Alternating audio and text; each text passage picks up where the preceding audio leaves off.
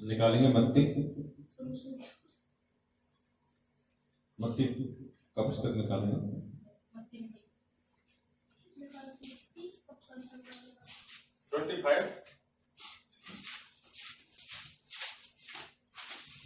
मत्ती 25 और हम एक 10 कुमारियों का दृष्टांत है मत्ती 25 में, वो हम पढ़ेंगे 1 से लेके और आगे तक कुछ कलम पढ़ेंगे। अभी अब से कब खड़े हो जाइए और थोड़ा पढ़िए वचन को, थोड़ा जरा जाओ इस जगह।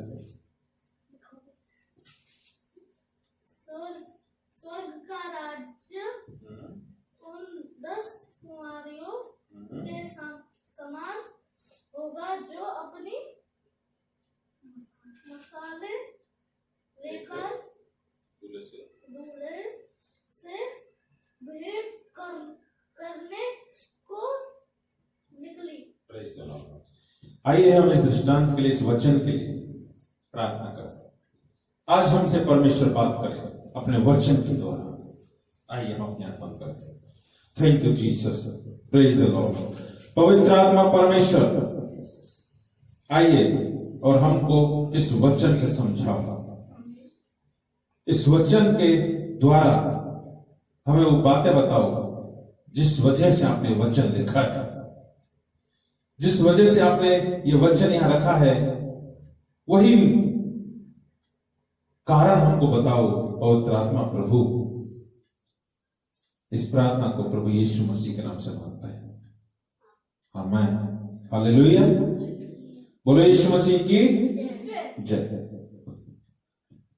वचन हम ध्यान से सुनेंगे और हम देखेंगे कि परमेश्वर का वचन क्या कहता है।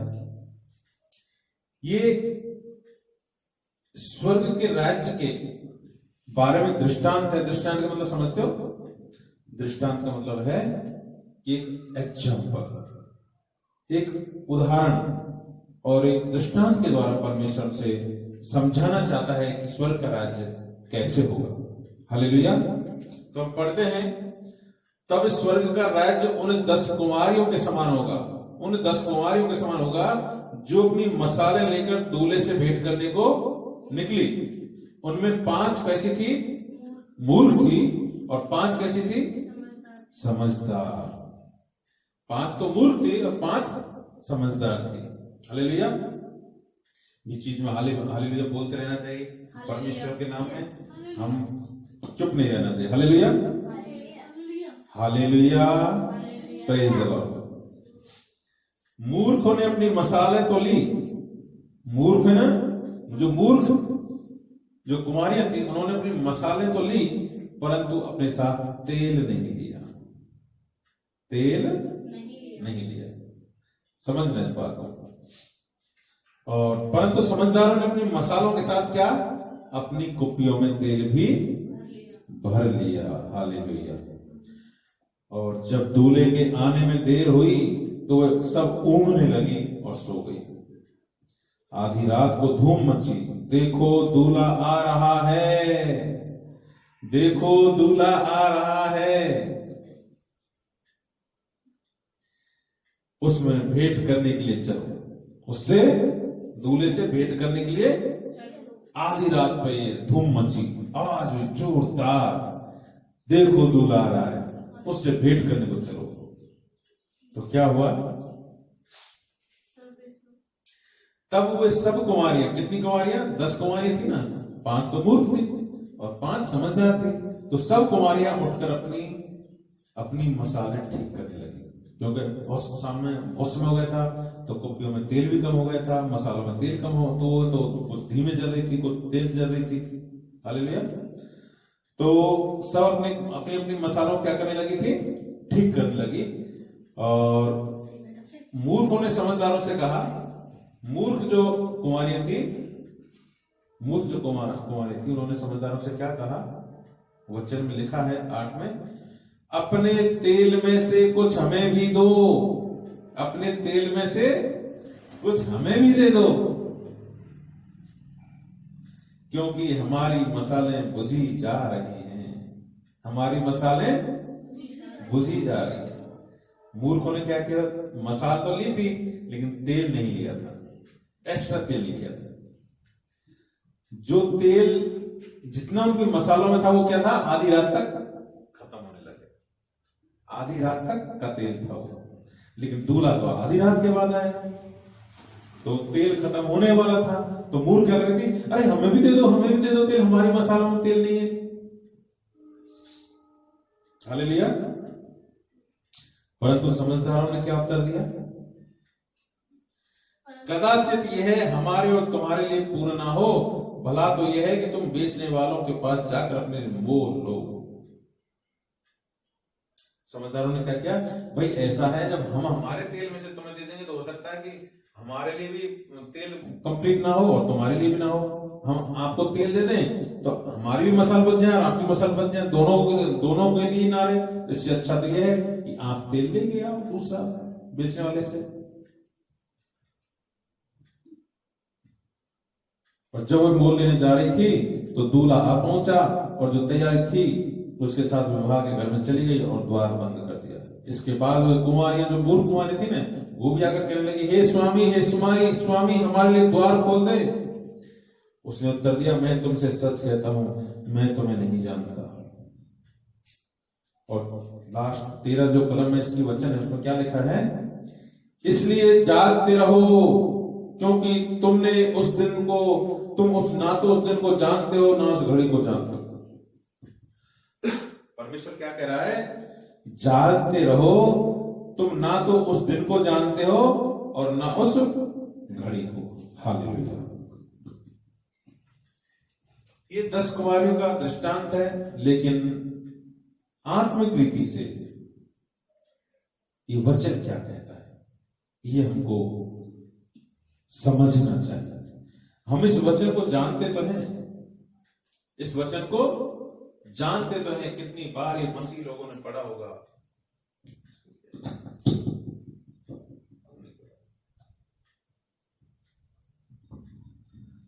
हम जानते तो हैं पर इस वचन को समझते नहीं हैं, समझते नहीं है। आज क्या हो रहा है, अचानक पूरी दुनिया में कोरोना है। जब परमेश्वर का जन संदेश देता था, देखो ये अंतिम दिन चल रहे हैं, अंत समय आ गया है, अपना मन फिराओ, परमेश्वर की ओर मन लगाओ।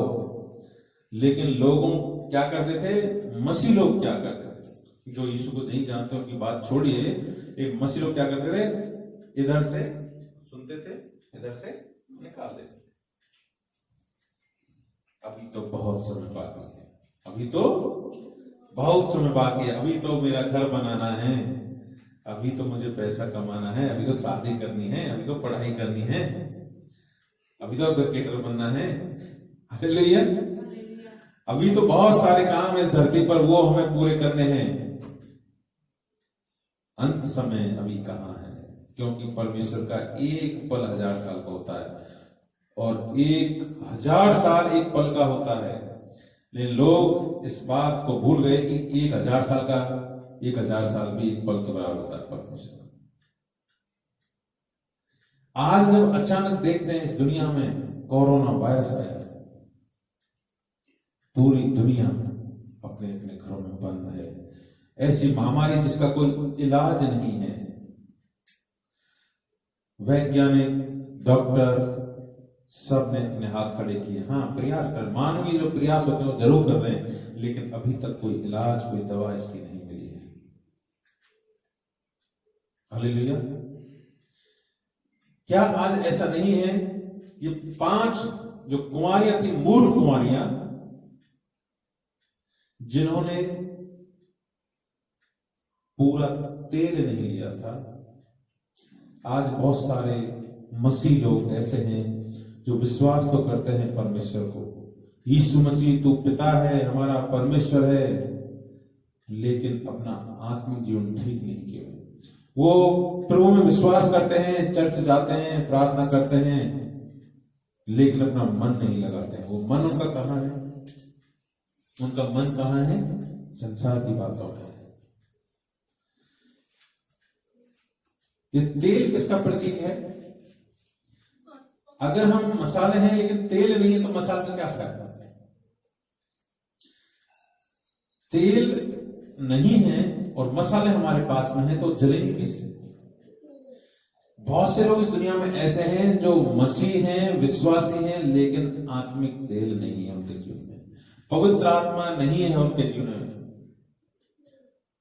पवित्र आत्मा से वो बपतिस्मा नहीं पाए हुए लोग, क्योंकि पवित्र आत्मा एक ऐसा तेल है जब वो हमारे अंदर आ जाता है तो हमको चलाता रहता है, चलाता रहता है, चलाता रहता है। तो पवित्र आत्मा का अभिषेक हमारे लिए चाहिए, पवित्र आत्मा का बपतिस्मा हमको चाहिए।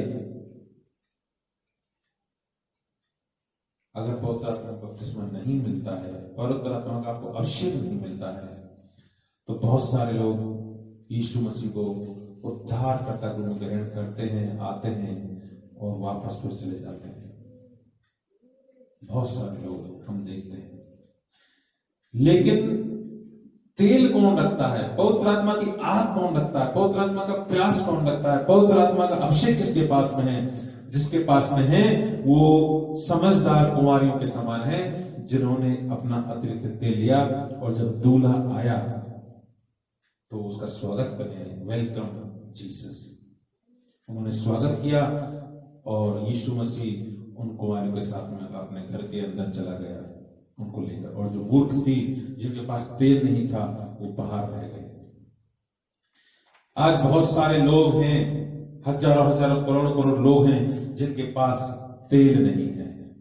बहुत सारे ऐसे हैं जो सेवा भी करते हैं परमेश्वर की, लेकिन जिनके पास तेल नहीं है। संसार की अभिलाषाओं को पूरा करने के लिए सेवा करते हैं, सिस्टम में बने रहने के लिए सेवा करते हैं, परमेश्वर से प्यार उनके जीवन में सचमुच में नहीं। एक तो होती है जिम्मेदारी, एक होता है प्यार। अगर मैं अपने बच्चों की जिम्मेदारी किसी को दे दूं, पालन पोषण की, एक इनके लिए नौकर रख देता हूं कि भाई ये तेरी जिम्मेदारी है, सुबह इनका खाना बनाना, कपड़े धोना, नहलाना, पढ़ाई करवाना, और इनकी तेरी जिम्मेदारी, तुझे हम पेमेंट करेंगे, हालेलुया। तो वो बंदा कंफर्म अच्छी तरह इनकी सेवा करेगा। इनसे एक माँ बाप से पहले जो हम करते हैं उससे ज्यादा इनके लिए फटाक से नहाएगा, धोएगा, इनके लिए तैयार खाना तैयार करेगा, बर्तन साफ करेगा, इनकी पढ़ाई के लिए सब कुछ व्यवस्था करेगा, वो स्कूल पहुंचाएगा, हालेलुया। लेकिन क्या अगर वो एक काम कर रहा है तो इसका मतलब क्या इनसे प्यार भी करता है? यही ठीक आज स्थिति है मसीह दासों की, मसीह लोगों की। वो एक सिस्टम में है, उन्होंने अपने ऊपर जिम्मेदारी ले ली है कि चर्च चलाना है, संडे को कलीसिया खोलनी है, संडे को प्रार्थना करनी है, मीटिंग अरेंज करनी है, वहां जाना है, मसीह लोगों से मिलना है। और वो लोग क्या करते हैं? एक सिस्टम में बन गए। प्यार एक ऐसा है, परमेश्वर जो वचन में कहा प्रेम, परमेश्वर प्रेम है, प्रेम झुंझलाता नहीं है, प्रेम कभी टलता नहीं है, हैं? कल हमने पढ़ा था आपने प्रेम के बारे में, प्रेम कभी मिटता नहीं है। तो जो एक मैंने अपने बच्चों के लिए जो नौकर रखा है वो क्यों काम करता है मालूम है? क्योंकि मैं उसको पेमेंट देता हूं, इसलिए वो नियमित रूप से प्रोग्राम। लेकिन जब इनके जीवन की बात आती है, वो अपने कुछ त्याग की बात आती है, बच्चों कुछ हो जाता है तो वो क्योंकि वो प्रेम नहीं करता, वो ड्यूटी करता था, इसलिए वो भाग जाता है। उस समय पिता जो होता है वो अपनी जान देने के लिए तैयार होता है। तो आज बहुत से मसीह जीवन में ऐसे बहुत से लोग हैं जो परमेश्वर की सेवा करते हैं, पैसे के लिए करते हैं, परमेश्वर की सेवा करते हैं भौतिक जीवन में चलाने के लिए, अपने परिवार को चलाने के लिए, अपनी बहुत सारी बातें सुनाओ, लेकिन सचमुच उनके जीवन में तेल नहीं है, पवित्र आत्मा का अभिषेक नहीं है। बिना पवित्र आत्मा की सेवा कर रहे लोग, बिना पवित्र आत्मा के अभिषेक के अपना जीवन जी रहे हैं, तो क्या होगा? वो सब काम सिस्टमेटिक करते हैं, कलीसियां बड़ी बड़ी हैं, बहुत सारे लोग आते हैं, लेकिन जब दूल्हा आएगा उनके जीवन में वो आत्मिक तेल नहीं होगा, पवित्रात्मा अभिषेक नहीं होगा तो भाग खड़े होंगे। आज जब तकलीफ आई है, अभी देखिए कोरोना वायरस आया, प्रार्थनाएं बंद हो गई हैं, कोई प्रार्थना नहीं कर सकता 5 जन से ज्यादा मिलकर एक साथ इकट्ठे हो गए। उनके जीवन में क्या होगा? क्या वो अब भी वही ड्यूटी के समान काम करेंगे या एक परमेश्वर के प्रेम में आगे बढ़ते हैं? प्रेम प्यार ऐसा है, अपने आप को मिटाकर दूसरों को जीवन देना प्यार है। यीशु मसीह परमेश्वर ने कैसा प्यार किया जगत से? परमेश्वर ने जगत से ऐसा प्यार किया कि उसने अपना इकलौता बेटा दे दिया ताकि जो कोई इस पर विश्वास करे वो नाश ना हो परंतु अनंत जीवन पाए। तो प्रेम पाने के लिए प्रेम नहीं किया जाता, प्यार पाने का नाम नहीं है कि मैं इससे प्यार इसलिए करता हूं कि मुझे कुछ मिलेगा, इसलिए प्यार नहीं किया जाता। प्यार अपने आप को मिटाना है। परमेश्वर ने हमारे लिए अपने आप को दे दिया। ठीक यही है, हम कलीसिया के लिए परमेश्वर से क्या, यीशु मसीह से क्या हम वो प्यार करते हैं कि अपने आप को मिटाने के लिए तैयार हैं। हम कुछ पाने के लिए नहीं, कलीसिया से दशमांश पाने के लिए, कलीसिया से जीवन यापन की सुविधाओं के लिए नहीं, बड़ी कलीसिया को बनने के लिए नहीं, कलीसिया में मेरा कलीसिया इतना बड़ा घमंड में नहीं, अपने परिवार को जीवन यापन के लिए नहीं, लेकिन परमेश्वर से प्यार करने के लिए कलीसिया को चलाना। क्या कितने लोग ऐसे हैं जो प्रभु से प्यार की वजह से परमेश्वर को अपना जीवन समर्पण करने के लिए, अपना जीवन का सब कुछ सौंपने के लिए प्रभु को तैयार है? ऐसे कितने लोग। और जो लोग हैं जिन्होंने पवित्र आत्मा का अभिषेक पाया है, पवित्र आत्मा का बपतिस्मा पाया है, पवित्र आत्मा का अभिषेक पाया है, उनके जीवन में जो आत्मिक तेल है वही लोग इस समय बच पाएंगे। दूल्हा क्या होता है? अचानक रात को आता है और मूर्ख कुंवारियों के समान उनके मसालों में तेल नहीं है, कुप्पियों में उनके पास दूसरी कुप्पी ही नहीं है, तेल ही नहीं है, तो क्या करेंगी? अरे अब भागो, लेकिन दूल्हा तो आ चुका है, भागो। वो वापस आई तो दूल्हा अंदर जा चुका था। अभी लोग ये सोच रहे हैं, अभी भी लोग ये सोच रहे हैं कि जो तकलीफें मुसीबतें हैं, अभी भी परमेश्वर को, तकलीफों में परमेश्वर को लोग विरोध कर रहे हैं, लोग परमेश्वर को स्वीकार नहीं कर रहे। लोग ये सोचते हैं कि परमेश्वर ने विपत्ति डाली इस संसार पर। लोग ये सोचते हैं परमेश्वर होता तो मनुष्यों पर क्यों विपत्ति डालता है? परमेश्वर कहां भाग गया? डॉक्टर मदद कर रहे हैं, परमेश्वर क्यों मदद नहीं कर रहे? लेकिन लोग इन बातों को समझते नहीं, उल्टा इल्जाम परमेश्वर पर लगाते हैं। लेकिन भविष्यवाणी की है तो हम देखते हैं ये कोरोना वायरस अंत नहीं है, शुरुआत है। कोरोना वायरस अंत नहीं है, शुरुआत है। लोग ये सोचते हैं कि सब कुछ ठीक हो जाएगा, इसलिए आने वाले समय के लिए तैयार रहें। प्रभु के लोग अपना कुप्पियों में तेल भर लें।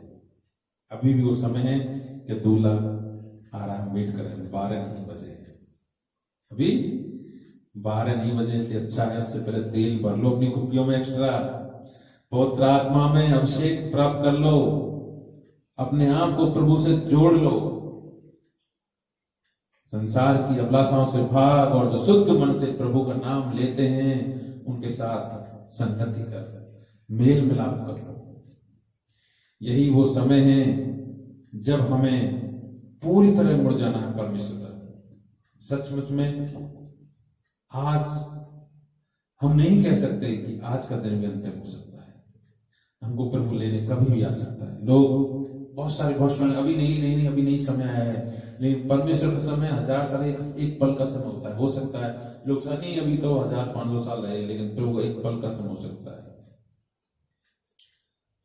एक के बाद दूसरी महामारी, तीसरी महामारी, 1 साल के अंदर सारी महामारी आ जाएंगी, दुनिया नाश होने लगेगी, लेकिन मसीह लोग उस समस्या में उठा ले जाएंगे। तो हमें तैयार रहना है। ये मसीह लोगों के लिए नहीं होगा, लेकिन फिर भी हमें ऐसी महामारियों के बीच में अपने आप को मजबूत करना है। हम ऐसे मूर्ख कंवारियों के साथ हम भी कहीं मूर्ख ना बन जाए कि अपना तेल उनको दे दें। हमारा तेल समझदारों ने क्या किया, तेल भी लिया, लेकिन मूर्खों के साथ समझौता नहीं किया। मूर्खों ने क्या किया, हमें भी थोड़ा तेल दे दो। तो हमें मूर्खों के साथ मूर्खों जैसा व्यवहार नहीं करना है, हमें भी समझदार होना चाहिए। आज क्या वचन की समझ नहीं है लोगों के पास में, वचन को समझना, वचन क्या कहता है, हमको समझदार होना है। तो उनके जीवन में जो उन्होंने तेल क्यों नहीं ले पाए, वो क्योंकि वो कुंवारियां थी, वो तेल क्यों नहीं ले पाई, क्यों नहीं लिया तेल उन्होंने? आप क्या सोचते हो, उन्होंने तेल क्यों नहीं लिया? जो समझदार 5 ने लिया तेल, उन्होंने क्यों नहीं लिया?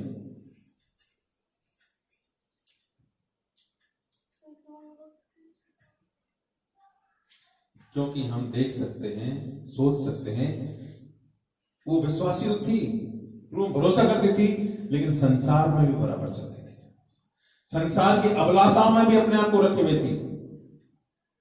परमेश्वर में चलना, संसार में चलना, परमेश्वर में चलना, संसार में चलना। और वचन लिखा है, हम दो में, तुम परमेश्वर में और शैतान के उसमें दोनों भागीदार नहीं हो सकते, एक जगह आपको रहना है। हम संसार की बातों में भी ध्यान रखते रहे कि वो नहीं, वो भी मुझे चाहिए, वो संसार का, वो देखो भाई वहां बढ़ रहा है, वो प्रॉपर्टी कमानी है, वो मुझे पैसा लेना है, वहां से कैसे इतना पैसा मुझे कमाना है, और हमें परमेश्वर की चलो हम यहां भी चल रहे हैं। तो संसार की अभिलाषा के कारण परमेश्वर के वचन को खो देते लोग, पवित्र आत्मा के अभिषेक को खो देते हैं। हम संसार के कामों में कई बार फंसे क्या होते हैं, पवित्र आत्मा को दुखी कर देते हैं कभी। ये हम जानते हैं कि परमेश्वर हमारे लिए सब कुछ पूरा कर चुका है, हमारे सारे पापों की, भूतकाल जो हमने पाप किए हैं, वर्तमान में जो हम पाप कर रहे हैं, और जो अभी हमने किए भी नहीं है, जो भी हमने पाप किए भी नहीं है, सब पापों को क्षमा कर चुका है। इसलिए उन बातों की हमें चिंता नहीं करनी चाहिए। परमेश्वर में स्वर्ग में इसलिए नहीं ले जाएगा कि हमने प्रभु से पापों की क्षमा मांग ली। परमेश्वर तो पापों की क्षमा तो पहले ही कर चुका है, लेकिन प्रभु हमको इसलिए स्वर्ग ले जाएगा कि यीशु मसीह हमारे जीवन का हमारा प्रभु मान लिया हमने, प्रभु को हमने अंगीकार किया, इसलिए परमेश्वर हमको स्वर्ग लेके जाएगा। हमारी योग्यता कुछ नहीं होगी, लेकिन जब तक हम अभी जो हम इन चीजों से बचना चाहिए, क्योंकि हमारा परमेश्वर का, हम अगर प्रेम करते हैं हमारे परमेश्वर को, तो जो हमारे ईश्वर ने किया वही हमको करना चाहिए। प्रेम का मतलब क्या होता है? प्रेम करने का मतलब ऐसा नहीं मैं विरोध में काम करूं, वो प्रेम नहीं है। अगर आत्मिक मेरे से प्रेम करता है तो